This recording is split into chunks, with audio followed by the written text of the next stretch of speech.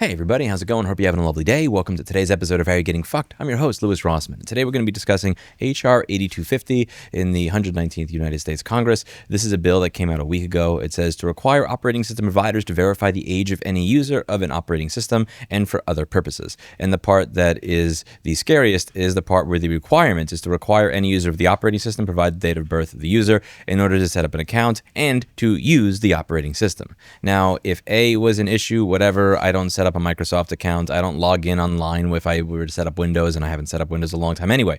But B is the one that's of most concern, to use the operating system. Now, I'm not a lawyer, so I'm not going to go over this from the legal point of view. I'm mostly going to go over this from the philosophical point of view and the thing in my gut that bothers me when I see this and what I think should bother you. When you talk about age verification, it just sounds like whatever. I mean, I have an ID. I show up my ages. I have a passport. What's wrong? What's wrong with the people wanting to know what your age is, right? You have to know people, but that's not what this is about. When you have a check in an operating system where there is another party involved, an authority figure that gets to decide whether or not you are eligible to use the operating system, you've essentially created a point where somebody can decide whether or not they want you to be able to use the operating system or not. And when you put that infrastructure in place, it is then easier to now create step number two. And step number two would be, well, we don't want these people to be able to have access to a computer. And here's a great way to do it.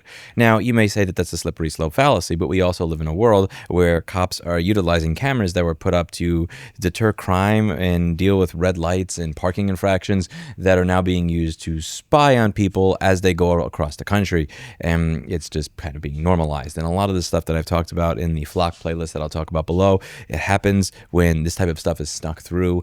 A lot of the stuff is being snuck through over the past few years. You're literally creating the infrastructure that would allow this type of stuff to go on. I'm not going to go into how ridiculous it would be to try to get open source servers and operating systems to comply with this, because this is not what this is about.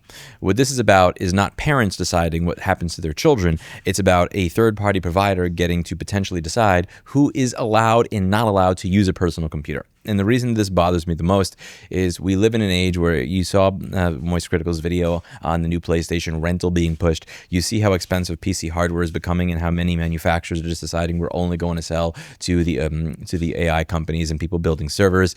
It's, again, we already live in an age where we accept on smartphones that it's somewhat normal for you to not be able to install applications of your choice unless the App Store provider has allowed you to.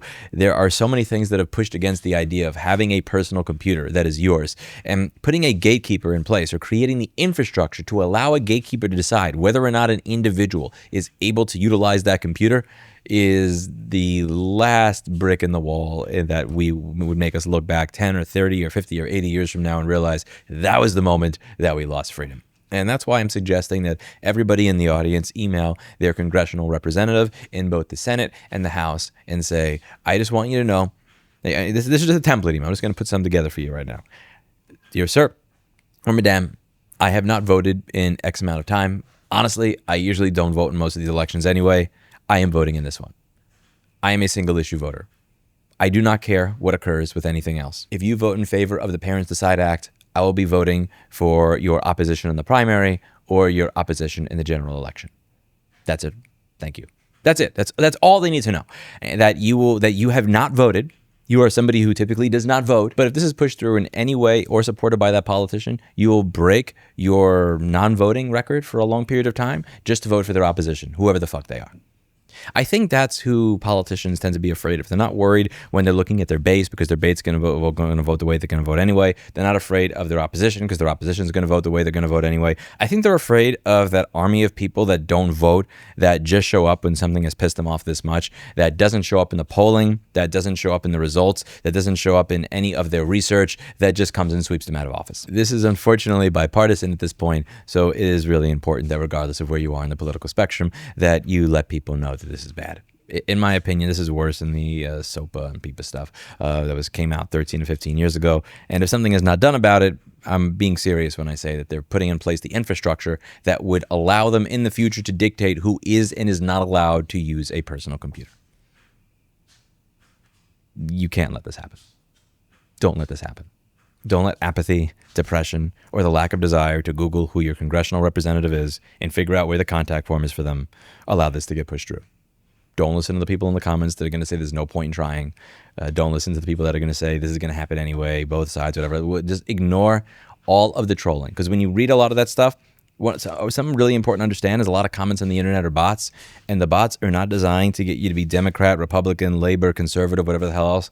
They're designed to just get you to feel like there's so much overwhelming shit that I just don't have time for this and to move on to something else. It's designed to get you to feel overwhelmed so you just don't engage at all. And that's not the way to go here. We shouldn't be calling this the Parents Decide Act. We got to call this something else. We got to come up with a new name for this type of stuff. We got to, like somebody else gets to decide whether or not you are allowed to use a computer act, because that's the infrastructure that you're putting in place. In order to verify my age, I need to identify who I am. And if I need to identify who I am in order to use the computer, that means that you can deny me access to the ability to use the computer based on whether or not the people in control or in power at that time like me. And I mean, with all of the fucking political division that's going on right now around the world, and the way that it just kind of swings like a pendulum into who's in power and who's not, like, nah.